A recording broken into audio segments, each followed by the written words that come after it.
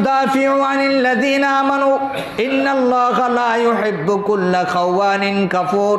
নিশ্চয়ই আল্লাহ সুবহানাহু ওয়া তাআলা মুমিনদেরকে রক্ষা করেন এবং কোনো বিশ্বাসঘাতক অকৃতজ্ঞকে আল্লাহ পছন্দ করে না। যারা বিশ্বাসঘাতক এবং অকৃতজ্ঞ, নেয়ামতের কৃতজ্ঞতা স্বীকার করতে জানে না, উপকারীর কৃতজ্ঞতা স্বীকার করতে জানে না। হ্যাঁ, আপনি ওই যে কি কয় না, মহিলা রাস্তা দিয়ে হাঁটতেছে আর বাসের ধাক্কা খায় অথবা গর্তের মধ্যে পড়ে গেছে, এখন দুইজন গেছে উঠাইতে, এখন সে মাসলা জিজ্ঞাসা করে যে আপনি যে আমাকে গর্ত থেকে উঠাইতে আসছেন, আমি তো বেগানা মহিলা, আপনি কোন শরীয়তে আমাকে উঠাইতে আইয়েন? অথচ বেটা গেছে কি করতে? উদ্ধার করতে, জান বাঁচাইতে। কিন্তু এখন আর জান বাঁচানোর মূল্য নাই আপনার, তখন ওই যে মাসালা শুরু হয়ে যায়। আর মাসালা আপনি তো তখন দিবেন যখন আপনার জান আছে, আপনার কোনো সমস্যা নাই, আপনি তখন। আর মাসালা তখন দিবেন আর যখন আপনি মৃত্যু শয্যায় লড়তেছেন, তখন মাসালা আসবে আপনাকে কিভাবে বাঁচানো যায়। এই জন্যে অকৃতজ্ঞ হওয়া যাবে না। আল্লাহর যতগুলো নিয়ামত আছে সবগুলো নিয়ামতের কদর করতে হবে এবং আল্লাহ তাআলা বান্দাদেরকে দিয়ে যে সকল উপকারীগুলো আমাদেরকে দেন সেগুলোর কদর করতে হবে, ইনসাফ করতে হবে। অকৃতজ্ঞ হওয়া যাবে না, বিশ্বাসঘাতক হওয়া যাবে না, তাহলে আল্লাহর আযাব ও গজব আসতে থাকবে। আল্লাহ পাক আযাব ও গজব থেকে আমাদেরকে হেফাজত করুক, বলি আমিন। সাওবান রাদিয়াল্লাহু তাআলা আনহু বলেন, আমরা রাসূল সাল্লাল্লাহু আলাইহি ওয়াসাল্লাম এর সাথে মক্কা নগরীতে ছিলাম। রাসূল সাল্লাল্লাহু আলাইহি ওয়াসাল্লামের নিজের পশু কুরবানি করলেন এবং সাওবান রাদিয়াল্লাহু তাআলা আনহু হলেন রাসূল সাল্লাল্লাহু আলাইহি ওয়াসাল্লামের খাদেম। তিনাকে ডাক দিয়ে বললেন, সাওবান, তুমি এই গোশতগুলোকে ভালোভাবে উত্তমভাবে সংরক্ষণ করো এবং আমাকে দাও খাওয়ার জন্য। তিনি বলেন, আমি সংরক্ষণ করলাম, মদিনা আসা পর্যন্ত সেই গোশতগুলো আমরা ভক্ষণ করলাম এবং আল্লাহর রাসূলকে আমরা দিতে থাকলাম এবং আমরা নিজেরাও খাইলাম। এরপরে আল্লাহ সুবহানাহু ওয়া তাআলা বলেন, ফাকুলু মিম্মা যুকিরা মুল্লাহি আলাইহি ইন কুনতুম বিআয়াতিহি মুমিনিন। সুতরাং তোমরা আহার করো তা থেকে যার উপরে আল্লাহর নাম নেওয়া হয়েছে। যেই পশু জবাই করতে আল্লাহর নাম নেওয়া হয়েছে, যেই পশুকে আল্লাহ হালাল করেছে সেই পশু থেকে তোমরা আহার করো। হ্যাঁ, নাম নাও, নাম নেওয়া হয়েছে তা আহার করো। যদি তোমরা তার আয়াতসমূহের উপরে বিশ্বাসী হয়ে থাকো, আল্লাহর উপরে বিশ্বাসী হয়ে থাকো। আর যদি তোমরা অবিশ্বাসী হয়ে থাকো সেটা আলাদা জিনিস। আমরা সবাই বিশ্বাসী কিনা বলেন? আমরা সবাই বিশ্বাসী কিনা? আমরা সবাই বিশ্বাসী। এই জন্যে আমাদের জন্য আল্লাহ ফরজ করেছেন যেই পশু হালাল করা হয়েছে সেই পশু খাইতে হবে, হারাম কোনো পশু খাওয়া যাবে। যেই পশুর উপরে আল্লাহ তাআলার নাম নেওয়া হয়েছে, বিসমিল্লাহ আল্লাহু আকবার বলে জবাই করা হয়েছে, সেই পশুর গোশত খাওয়ার জন্য বলা হয়েছে।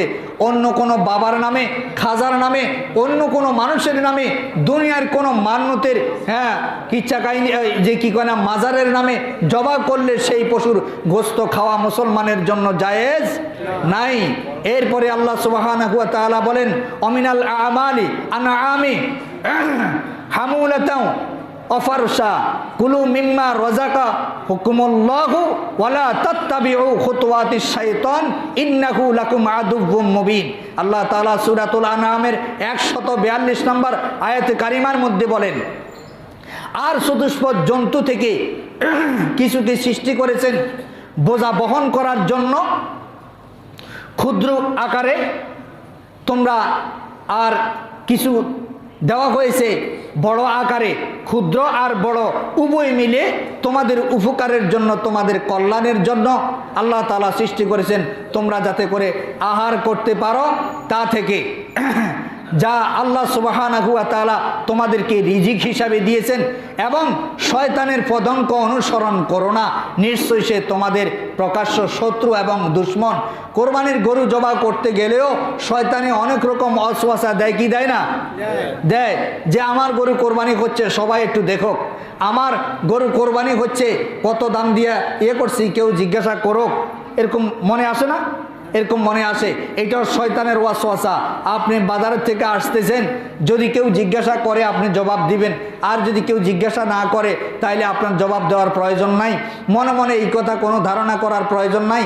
আপনার বাড়ির সামনে এনে বাঁধছেন যে আমার বাড়ির সামনে কোরবানির গরুটা বাঁধি রাখলাম, প্রত্যেকে আসি দেখো এবং জিজ্ঞাসা করো যে এই গরুটা কার, খুব সুন্দর হয়েছে, কত দাম দিয়ে কিনেছেন, খুব ভালো হয়েছে।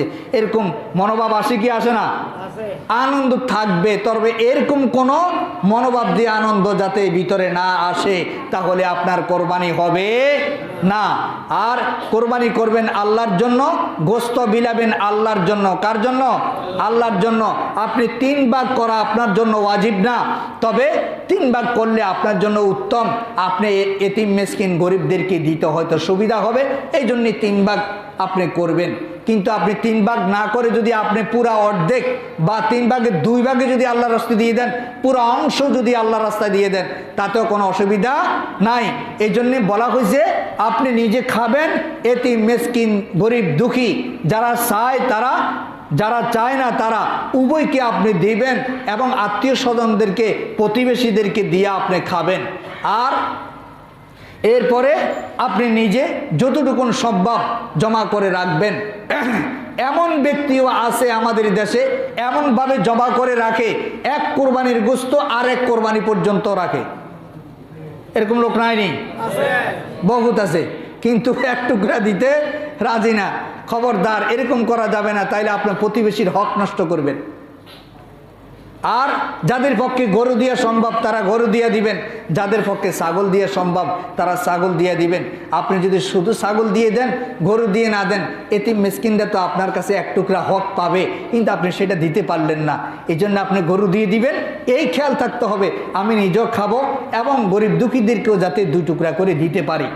অনেক মানুষ আছে সারা বছর গোশ কিনতে পারে না, যে কোরবানির দিকে অপেক্ষা করতে থাকে, কোরবানির 2 টুকরা গোস্ত খায়া তৃপ্তি সহকারে খাবে, শুকর আদায় করবে, কিন্তু আপনি দিলেন না, বেচারা আপনার কাছে চাইতেও পারে না। এরকম লোক নাইনি যে সমাজে? চাইতেও পারে না। এদের খোঁজখবর নেওয়ার চেষ্টা করবো আমরা ইনশাআল্লাহ।